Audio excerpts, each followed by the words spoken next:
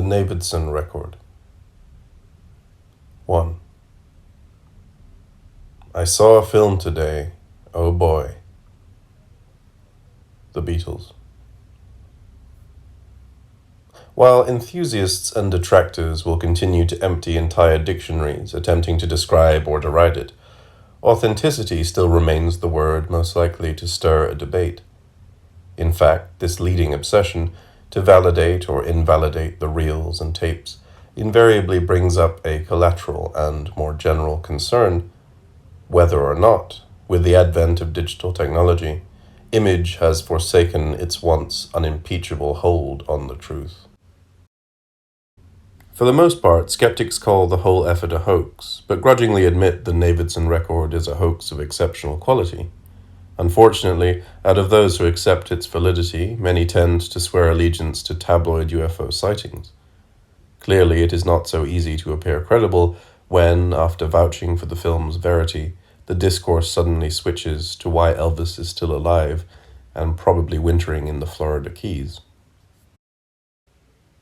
One thing remains certain. Any controversy surrounding Billy Meyer's film on flying saucers has been supplanted by the house on Ash Tree Lane. Though many continue to devote substantial time and energy to the antinomies of fact or fiction, representation or artifice, document or prank, as of late, the more interesting material dwells exclusively on the interpretation of events within the film. This direction seems more promising, even if the house itself, like Melville's Behemoth, remains resistant to summation. Much like its subject, the Navidson Record itself is also uneasily contained, whether by category or lection. If finally catalogued as a Gothic tale, contemporary urban folk myth, or merely a ghost story, as some have called it, the documentary will still, sooner or later, slip the limits of any one of those genres. Too many important things in the Navidson Record jut out past the borders. Where one might expect horror, the supernatural, or traditional paroxysms of dread and fear, one discovers disturbing sadness, a sequence on radioactive isotopes, or even laughter over a Simpsons episode. In the 17th century, England's greatest topographer of worlds satanic and divine warned that hell was nothing less than regions of sorrow, doleful shades, where peace and rest can never dwell, hope never comes, that comes to all. Thus echoing the words copied down by hell's most famous tourist. Dinanzi a me non fuor cose create, se non eterne e io eterna duro, lasciate ogni speranza voi centrate. Even today, many people still feel the Navidson Record, in spite of all its existential refinements and contemporary allusions, continues to reflect those exact sentiments.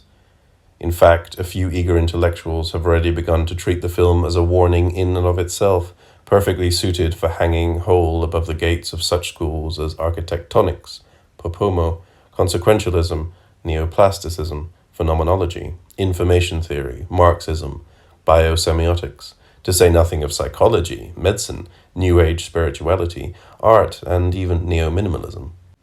Will Navidson, however, remains stalwart in his insistence that his documentary should be taken literally. As he himself says, all this, don't take it as anything else but this. And if one day you find yourself passing by that house, don't stop, don't slow down, just keep going. There's nothing there. Beware. Considering how the film ends, it is not surprising that more than a handful of people have decided to heed his advice. The Navidson Record did not first appear as it does today. Nearly 7 years ago, what surfaced was the 5.5-minute hallway, a 5.5-minute optical illusion barely exceeding the abilities of any NYU film school graduate. The problem, of course, was the accompanying statement that claimed all of it was true. In one continuous shot, Navidson, whom we never actually see, momentarily focuses on a doorway on the north wall of his living room before climbing outside of the house through a window to the east of that door, where he trips slightly in the flower bed, redirects the camera from the ground to the exterior white clapboard, then moves right, crawling back inside the house through a second window, this time to the west of that door, where we hear him grunt slightly as he knocks his head on the sill, eliciting light laughter from those in the room, presumably Karen, his brother Tom, and his friend Billy Reston, though, like Navidson, they too never appear on camera. Before finally returning us to the starting point, thus completely circling the doorway and so proving, beyond a shadow of a doubt, that insulation or siding is the only possible thing this doorway could lead to, which is when all laughter stops, as Navidson's hand appears in frame and pulls open the door, revealing a narrow black hallway at least 10 feet long, prompting Navidson to reinvestigate, once again leading us on another circumambulation of this strange passageway, climbing in and out of the windows, pointing the camera to where the hallway should extend, but finding nothing more than his own backyard. No 10-foot protuberance, just rose bushes, a muddy dart gun, and the translucent summer air. In essence, an exercise in disbelief, which, despite his best intentions, still takes Navidson back inside to that impossible hallway, until, as the camera begins to move closer, threatening this time to actually enter it, Karen snaps, "Don't you dare go in there again, Navy," to which Tom adds, "Yeah, not such a hot idea," thus arresting Navidson at the threshold, though he still puts his hand inside, finally retracting and inspecting it, as if by seeing alone there might be something more to feel. Reston wanting to know if in fact his friend does sense something different, and Navidson providing the matter-of-fact answer which also serves as the conclusion, however abrupt, to this bizarre short. It's freezing in there. Dissemination of the 5.5-minute hallway seemed driven by curiosity alone. No one ever officially distributed it, and so it never appeared in film festivals or commercial film circles.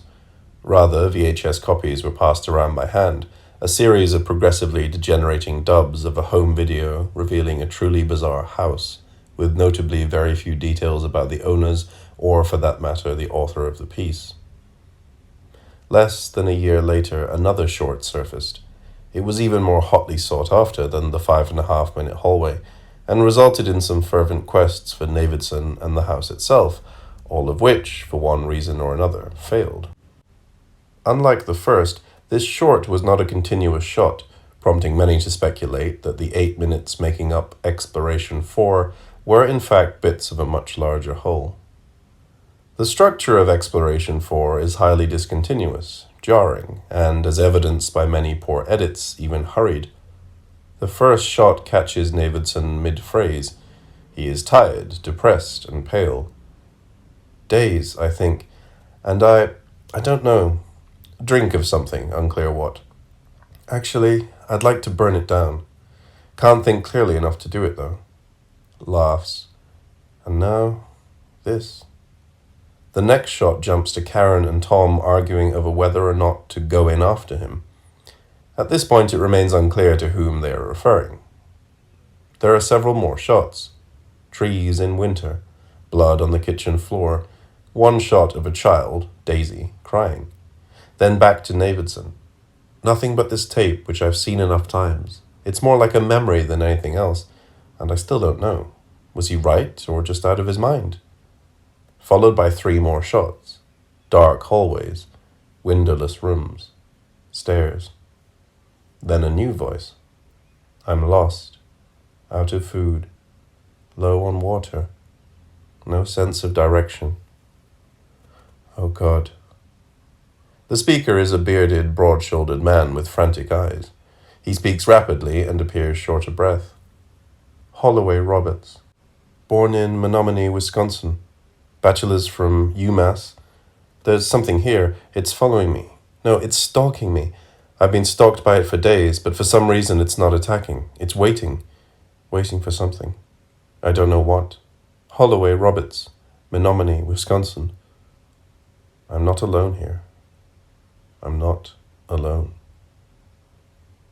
Thus bringing to an end this strange abstract, which, as the release of the Navidson Record revealed, was sparingly incomplete. Then for 2 years, nothing. Few clues about who any of these people were. though eventually a number of photographers in the news community did recognize the author as none other than Will Navidson, the prize-winning photojournalist who won the Pulitzer for his picture of a dying girl in Sudan. Unfortunately, this discovery only generated a few months of heated speculation before, in the absence of press corroboration, the location of the house, or for that matter any comment by Navidson himself, interest died out. Most people just wrote it off as some kind of weird hoax, or, because of the unusual conceit, an aberrant UFO sighting. Nevertheless, the deteriorating dubs did circulate, and in some trendy academic circles a debate began. Was the subject a haunted house? What did Holloway mean by lost? How could anyone be lost in a house for days anyway? Furthermore, what was someone with Navidson's credentials doing creating two strange shorts like these? And again, was this artifice or reality? Certainly a good deal of the debate was sustained by a bit of old-fashioned cultural elitism. People talked about the Navidson pieces because they were lucky enough to have seen them. Lee Sinclair suspects a majority of professors, students, Soho artists, and avant-garde filmmakers who spoke, and even wrote, so knowingly about the tapes, more than likely had never even viewed one frame. There just weren't that many copies available. While the 5.5-minute hallway and Exploration 4 have been respectively called a teaser and a trailer, they are also in their own right peculiar cinematic moments. On a purely symbolic level, they afford a vast potential for examination. The compression of space, the power of the imagination to decompress that space, the house as trope for the unlimited and the unknowable, etc., etc. On a strictly visceral level, they provide ample shocks and curiosities. However, the most unnerving aspect about both pieces is their ability to convince us that everything really happened, some of which can be attributed to the verifiable elements, Holloway Roberts, Will Navidson, et al., but most of which must be chalked up to the starkness of the production, the absence of makeup, expensive soundtracks, or crane shots. Except for framing, editing, and in some cases subtitles, there is virtually no room for creative intrusion. Who would have suspected that almost 3 years after the 5.5-minute hallway began appearing on VHS, Miramax would quietly release the Navidson Record in a limited run, and almost immediately unsettle audiences everywhere. Since the opening 3 years ago last April, in New York and Los Angeles, the Navidson Record has been screened nationwide, and while hardly a blockbuster, the film continues to generate revenues as well as interest. Film periodicals frequently publish reviews, critiques, and letters. Books devoted entirely to the Navidson Record now appear with some regularity. Numerous professors have made the Navidson Record required viewing for their seminars, while many universities already claim that dozens of students from a variety of departments have completed doctoral dissertations on the film. Comments and references frequently appear in Harper's, The New Yorker, Esquire, American Heritage, Vanity Fair, Spin, as well as on late-night television. Interest abroad is equally intense. Japan, France, and Norway have all responded with awards, but to this day the spectral Navidson has yet to appear, let alone accept any one of these. Even the garrulous Weinstein brothers remain unusually reticent about the film and its creator. Interview magazine quoted Harvey Weinstein as saying, "It is what it is." The Navidson Record now stands as part of this country's cultural experience, and yet in spite of the fact that hundreds of thousands of people have seen it, the film continues to remain an enigma. Some insist it must be true. Others believe it is a trick on par with the Orson Welles radio romp The War of the Worlds. Others could care less, admitting that either way the Navidson Record is a pretty good tale. Still many more have never even heard of it. These days, with the unlikely prospect of any sort of post-release resolution or revelation, Navidson's film seems destined to achieve at most cult status. Good storytelling alone will guarantee a healthy sliver of popularity in the years to come, but its inherent strangeness will permanently bar it from any mainstream interest. 2. The labors of men of genius however erroneously directed, scarcely ever fail in ultimately turning to the solid advantage of mankind. Mary Shelley. The Navidson Record actually contains two films, the one Navidson made, which everyone remembers, and the one he set out to make, which very few people ever detect. While easily overshadowed by the finished film, the filmmaker's original intentions provide an early context in which to view the peculiar properties of the house later on. In many ways, the opening of the Navidson Record, shot back in April of 1990, remains one of the most disturbing sequences, because it so effectively denies itself even the slightest premonition about what will soon take place on Ash Tree Lane. Not once during those initial minutes does Navidson indicate he knows anything about the impending nightmare he and his entire family are about to face. He is wholly innocent, and the nature of the house, at least for a little while, lies beyond his imagination, let alone his suspicions. Of course, not everyone remains in accordance with this assessment. Dr. Isaiah Rosen believes Navidson's a fraud from frame one, and his early posturing puts the entire work at risk. Note: Isaiah Rosen, Ph.D., Flawed Performances, a consideration of the actors in the Navidson Opus. Baltimore, Eddie Hapax Press, 1995, page 73. End note. Rosen assumes the beginning is just a case of bad acting, performed by a man who has already envisioned the rest of the film. Consequently, Rosen seriously undervalues the importance of Navidson's initial intentions. All too often, major discoveries are the unintended outcome of experiments or explorations aimed at achieving entirely different results. In Navidson's case, it is impossible to disregard his primary goal, especially since it served as progenitor, or at the very least, the near origin, to all that followed.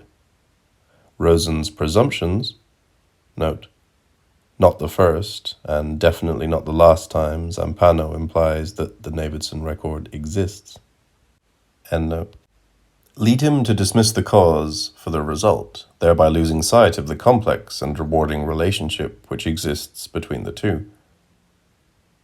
It's funny, Navidson tells us at the outset. I just want to create a record of how Karen and I bought a small house in the country and moved into it with our children. Sort of see how everything turns out. No gunfire, famine, or flies, just lots of toothpaste, gardening, and people stuff, which is how I got the Guggenheim Fellowship and the NEA Media Arts Grant.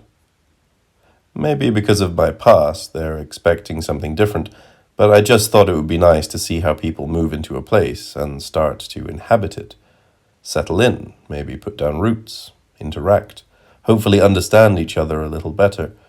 Personally, I just want to create a cozy little outpost for me and my family, a place to drink lemonade on the porch and watch the sunset. Which is almost literally how the Navidson Record begins, with Will Navidson relaxing on the porch of his small, old-style heritage house, enjoying a glass of lemonade, watching the sun turn the first few minutes of daytime into gold. Despite Rosen's claim, nothing about him seems particularly devious or false, nor does he appear to be acting. In fact, he is a disarmingly pleasant man, lean, attractive, slowly edging through his 40s. Note: in his article Years of Those in the New Republic, volume 213, November 20th, 1995, pages 33 to 39, Helmut Kereinkrasch puts Navidson's age at 48. End note. Determined once and for all to stay in and explore the quieter side of life. At least initially he succeeds, providing us with pristine glimpses of the Virginia countryside, the rural neighborhood, purple hills born on the fringe of night, before moving past these establishing shots and focusing more closely on the process of moving into the house itself, unrolling pale blue oriental rugs, arranging and rearranging furniture, unpacking crates, replacing light bulbs and hanging pictures, including one of his own prize-winning photographs. In this way, Navidson not only reveals how each room is occupied, but how everyone has helped apply his or her own personal texture. At one point, Navidson takes a break to interview his two children. These shots are also impeccably composed, son and daughter bathed in sunlight, their warmly lit faces framed against a cool backdrop of green lawn and trees. His 5-year-old daughter Daisy approves of their new house. "It's nice here," she giggles shyly, though she is not too shy to point out the absence of stores like Bloomingdale's. Chad, who is 3 years older than Daisy, is a little more self-conscious, even serious. Too often his response has been misread by those aware of the film's ending. It is important to realize, however, that at this point in time, Chad has no sense what the future holds. He is merely expressing anxieties natural for a boy his age, who has just been uprooted from his home in the city and deposited in a vastly different environment. As he tells his father, what he misses most is the sound of traffic. It seems the noise made by trucks and taxicabs created for him a kind of evening lullaby. Now he finds it difficult to fall asleep in the quiet. "What about the sound of crickets?" Navidson asks. Chad shakes his head. "It's not the same. I don't know. Sometimes it's just silent. No sound at all." "Does that scare you?" Chad nods. "Why?" asks his father. "It's like something's waiting." "What?" Chad shrugs. "I don't know, Daddy. I just like the sound of traffic." Of course, Navidson's pastoral take on his family's move hardly reflects the far more complicated and significant impetus behind his project, namely the foundering relationship with longtime companion Karen Green. While both have been perfectly content not to marry, Navidson's constant assignments abroad have led to increased alienation and untold personal difficulties. After nearly 11 years of constant departures and brief returns, Karen has made it clear that Navidson must either give up his professional habits or lose his family. Ultimately unable to make this choice, he compromises by turning reconciliation into a subject for documentation. None of this, however, is immediately apparent. In fact, it requires some willful amnesia of the more compelling sequences ahead, if we are to detect the subtle valences operating between Will and Karen. Or, as Donna York phrased it, the way they talk to each other, the way they look after each other, and of course, the way they don't. Navidson, we learn, began his project by mounting a number of high-8s around the house and equipping them with motion detectors to turn them on and off whenever someone enters or leaves the room. With the exception of the 3 bathrooms, there are cameras in every corner of the house. Navidson also keeps on hand 2 60mm Arriflexes and his usual battery of 35mm cameras. Nevertheless, as everyone knows, Navidson's project is pretty crude. Nothing, for instance, like the constant eye of CCTV systems routinely installed in local banks, or the lavish equipment and multiple camera operators required on MTV's Real World. The whole effort would seem very home movie-ish at best, were it not for the fact that Navidson is an exceptionally gifted photographer who understands how 1/60th of a second can yield an image worth more than 24 hours of continuous footage. He is not interested in showing all the coverage or attempting to capture some kind of Catholic or otherwise mythical view. Instead, he hunts for moments, pearls of the particular, an unexpected phone call, a burst of laughter, or some snippet of conversation which might elicit from us an emotional spark, and perhaps even a bit of human understanding. More often than not, the near wordless fragments Navidson selects reveal what explication could only approximate. 2 such instances seem especially sublime, and because they are so short and easy to miss, it is worth reiterating their content here. In the first one, we see Navidson climbing to the top of the stairs with a crate full of Karen's things. Their bedroom is still cluttered with lamps in bubble wrap and assorted unpacked suitcases and garbage bags full of clothes. Nothing hangs on the walls. Their bed is not made. Navidson finds some room on top of a bureau to set down his load. He is about to leave when some invisible impulse stops him. He takes Karen's jewelry box out of the crate, lifts the hand-carved horn lid, and removes the inner tray. Unfortunately, whatever he sees inside is invisible to the camera. When Karen walks in carrying a basket stuffed with bedsheets and pillowcases, Navidson has already turned his attention to an old hairbrush lying next to some perfume bottles. "What are you doing?" she immediately asks. "This is nice," he says, removing a big clump of her blonde hair from the tines and tossing it into the wastebasket. "Give me that," Karen demands. "Just you watch. One day I'll go bald. Then won't you be sorry you threw that away?" "No," Davidson replies with a grin. It is unnecessary to dwell here on the multiple ways in which these few seconds demonstrate how much Davidson values Karen, except to highlight how, despite his sarcasm and apparent disregard for her things, the scene itself represents the exact opposite.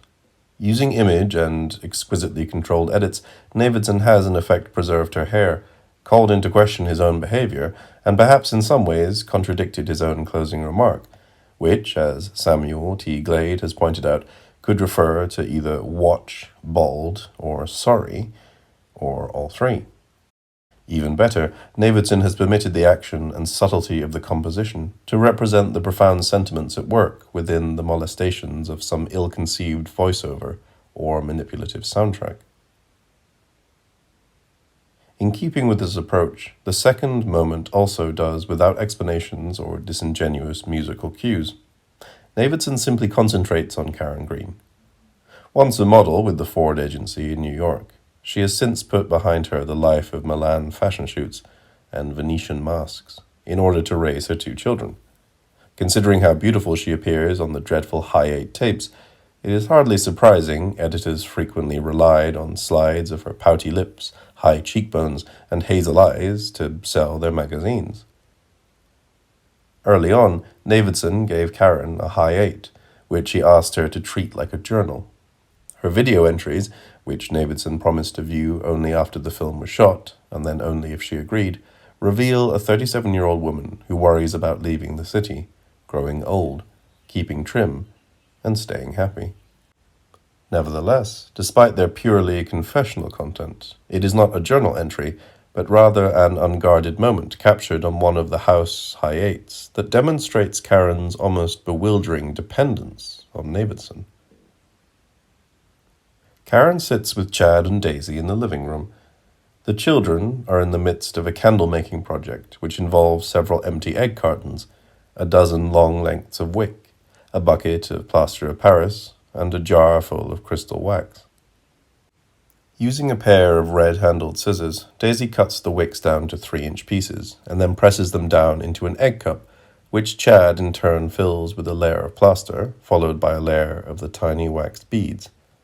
The result is some kind of candle with plenty of goop to go around, most of it ending up on the children's hands.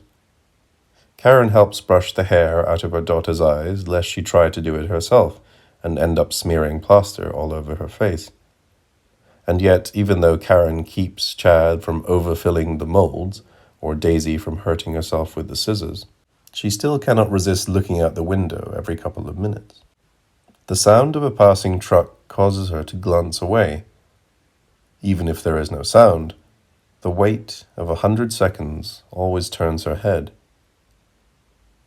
Though clearly a matter of opinion, Karen's gaze seems just as lost, as it is surfeit with love and longing.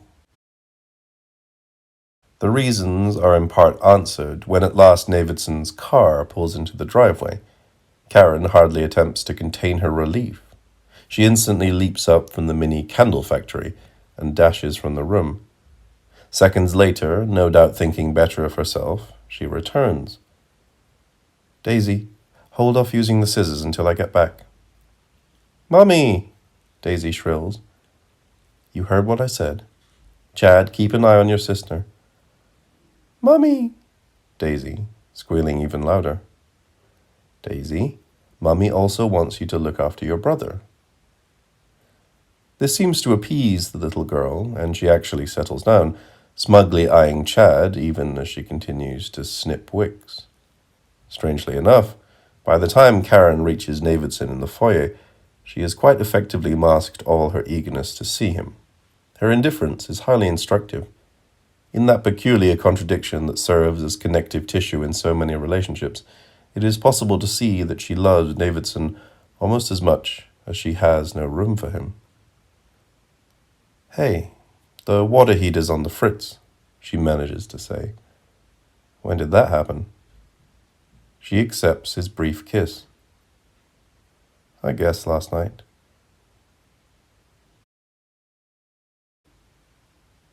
What both these moments reveal is how much Will and Karen need each other, and yet how difficult they find handling and communicating those feelings. Unfortunately, critics have been less than sympathetic. Following the release of the Navidson Record, neither Karen nor Navidson's reputation escaped unscathed. Karen, in particular, was decimated by a vituperative stream of accusations from the tabloids, reputable reviewers, and even an estranged sister.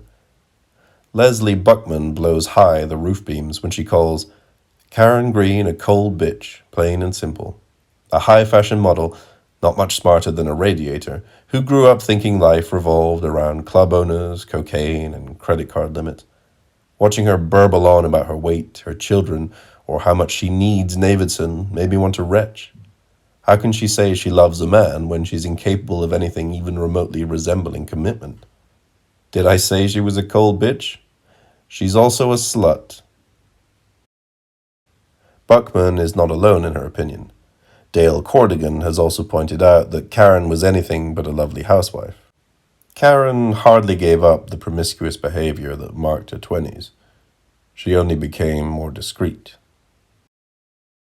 In retrospect, the rabid speculation over Karen's infidelities seems driven by a principally sexist culture, especially since so little attention was paid to Navidson's role in their relationship.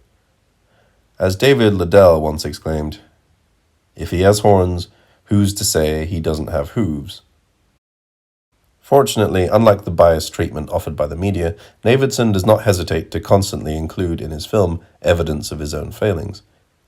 In fact, as of late, many have called into question the accuracy of this self-portrait, observing that Navidson may have gone too far out of his way to cast himself in a less than favorable light.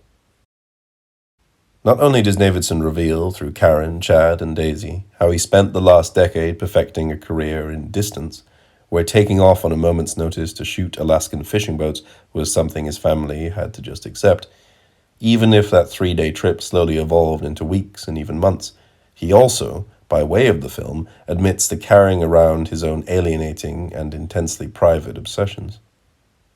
As it turns out, though, the first hint concerning these dark broodings does not come from him, but from Karen. Navidson's early Hi-8 journal entries are so easy and mild they rarely, if ever, allude to deeper troubles. Only Karen, staring straight into that little lens, brings up the problem. "He mentioned Deliel again," she says in an extremely clipped tone. "I've warned him. If he's not going to tell me who she is, he better damn not bring her up. Part of this move south was supposed to be about putting the past and all that behind us. He's been pretty good, but I guess he can't control his dreams. Last night I wasn't sleeping very well. I was cold. It's the middle of May, but I felt like I was lying in a freezer. I got up to get a blanket, and when I came back, he was talking in his sleep. Deliel. Just like that, out of the blue, and I'm certain because he said her name twice. Almost shouted it." As it turns out, Karen was not the only one who was kept in the dark about Deliel.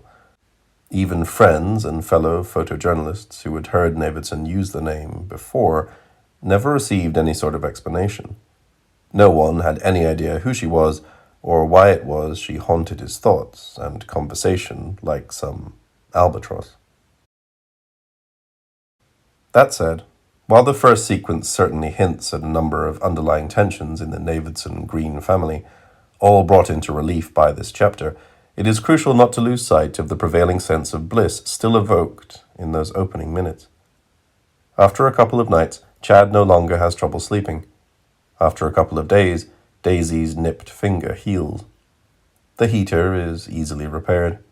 Even both parents enjoy a private moment where their hands can playfully unlock and interlock. Will finally putting his arm around Karen, and she, letting out a heart-stirring sigh, rests her head on his shoulder. In fact, it is rare to behold such radiant optimism in anything these days, let alone in films, each frame so replete with promise and hope. Navidson clearly cherishes these bucolic, near idyllic impressions of a new world. Of course, nostalgia's role in shaping the final cut must not be forgotten, especially since, within a year, these pieces were all Davidson had left. Karen and the children, a mere blur racing down the staircase. The pointillism of their pets' paw prints caught on the dew-covered lawn, or the house itself, an indefinite shimmer, sitting quietly on the corner of Succoth and Ash Tree Lane, bathed in afternoon light.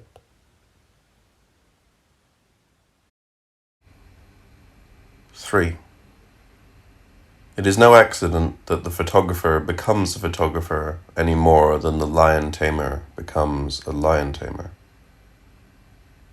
Dorothea Lange. Hebrew text of Exodus chapter 3, verse 11. Why Navidson? Why not someone else? When the great Florentine howls, Ma io perché venirvi? O chi elle concede? Io non Enia, io non Paolo sono.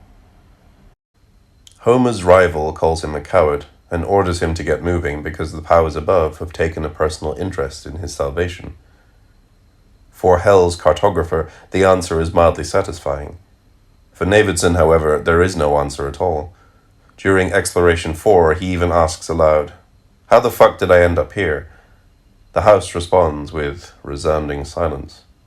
No divine attention. Not even an amarotic guide. Some have suggested that the horrors Navidson encountered in that house were merely manifestations of his own troubled psyche. Dr. Ibn van Pollet, in his book The Incident, claims the entire house is a physical incarnation of Navidson's psychological pain. I often wonder how things might have turned out if Will Navidson had, how shall we say, done a little bit of house cleaning. While Pollet is not alone in asserting that Navidson's psychology profoundly influenced the nature of those rooms and hallways, few believe it conjured up that place. The reason is simple. Navidson was not the first to live in the house and encounter its peril. As the Navidsons' real estate agent Alicia Rosenbaum eventually revealed, the house on Ash Tree Lane has had more than a few occupants. Approximately 0.37 owners every year, most of whom were traumatized in some way. Considering the house was supposedly built back in 1720, quite a few people have slept and suffered within those walls. If the house were indeed the product of psychological agonies, it would have to be the collective product of every inhabitant's agonies. It is no great coincidence, then, that eventually someone, with a camera and a zest for the dangerous, would show up at this mead hall and confront the terror at the door. Fortunately for audiences everywhere, that someone possessed extraordinary visual talents. Navidson's troubles may not have created the house, but they did ultimately shape the way he faced it. Navidson's childhood was fairly bleak. His father was a St. Louis salesman who worked for a string of large electronics corporations, shuttling his family around the Midwest every 2 or 3 years. He was also an alcoholic and prone toward violent outbursts, or disappearing for long periods of time. Navidson's mother was no better. She soon left them all to pursue a career as an actress and ended up living with a string of not-so-productive producers. Purportedly, in her own words, all she ever wanted to do was bring down the house. Navidson's father died of congestive heart failure, but his mother just vanished. She was last seen in a Los Angeles bar, smoking cigarettes and talking about moonlight and why you could find so much of it in Hollywood. Neither Will nor his twin brother Tom ever heard from her again. Because the enormous narcissism of their parents deprived Will and Tom of suitable role models, both brothers learned to identify with absence. Consequently, even if something beneficial fortuitously entered their lives, they immediately treated it as temporary. By the time they were teenagers, they were already accustomed to a discontinuous lifestyle marked by constant threats of abandonment, and the lack of any emotional stability. Unfortunately, accustomed to here is really synonymous with damaged by. Perhaps one reason Navidson became so enamored with photography was the way it gave permanence to moments that were often so fleeting. Nevertheless, not even 10,000 photographs can secure a world. And so while Navidson may have worked harder, taken greater risks, and become increasingly more successful, he was ultimately misled in feeling that his labor could make up for the love he was deprived of as a child, and the ultimate sense of security such love bestows. For this reason, we should again revisit Navidson on his porch, his gaze fixed, his delicate fingers wrapped around a glass of lemonade. I just thought it would be nice to see how people move into a place and start to inhabit it, he calmly announces. Settle in, maybe put down roots, interact, hopefully understand each other a little better. Personally, I just want to create a cozy little outpost for me and my family. A pretty innocuous and laconic rumination, and yet it contains one particularly nettlesome word. By definition, outpost means a base, military or other, which, while safe inside, functions principally to provide protection from hostile forces found on the outside. This has always seemed a bizarre word to choose to describe a small house in the Virginia countryside. But it does shed some light on why Navidson undertook this project in the first place. More than just snapping a few pictures and recording daily events with a few high eights, Navidson wanted to use images to create an outpost set against the transience of the world. No wonder he found it so impossible to give up his professional occupation. In his mind, abandoning photography meant submitting to loss. Therefore, to revisit our first two questions. Why Navidson? Considering the practically pre-Adamite history of the house, it was inevitable someone like Navidson would eventually enter those rooms. Why not someone else? Considering his own history, talent, and emotional background, only Navidson could have gone as deep as he did and still have successfully brought that vision back.